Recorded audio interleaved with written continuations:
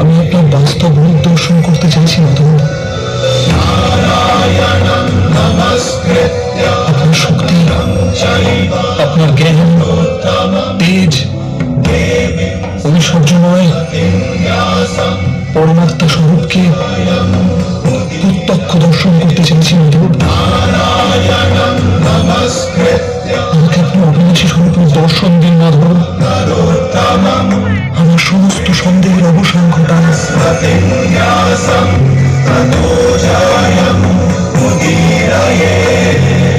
আমাকে দর্শন দিন মাধব। দেখো পার্থ,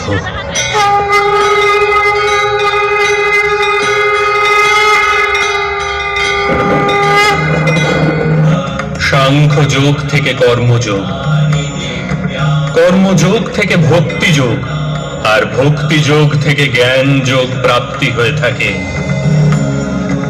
আমার বিশ্বরূপ দর্শন করাই বাস্তবিক জ্ঞানার্জন অর্জুন।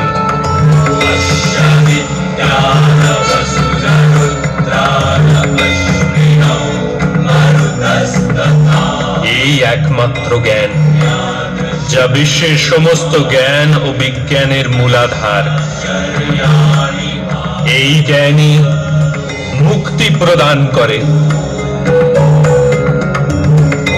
দেবতাদেরও যে দর্শন সহজভাবে প্রাপ্ত হয় না, এরূপ বাস্তবিক রূপ আমি তোমাকে দর্শন করাচ্ছি অর্জুন।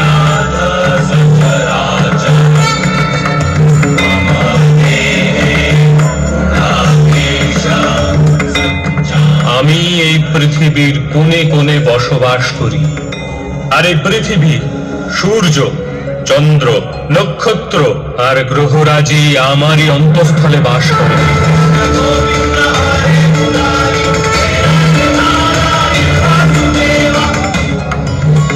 আর মুনিদের মধ্যে কপিল, আর পশুদের মধ্যে সিংহ, পক্ষীদের মধ্যে গরুড়, সৃষ্টির মধ্যে আদি, মধ্য তথা অন্ত আমি। ব্রহ্মবিদ্যা আমি, মহাকাল আমি, আর ব্রহ্মাও তথা তত্ত্বজ্ঞানও আমি।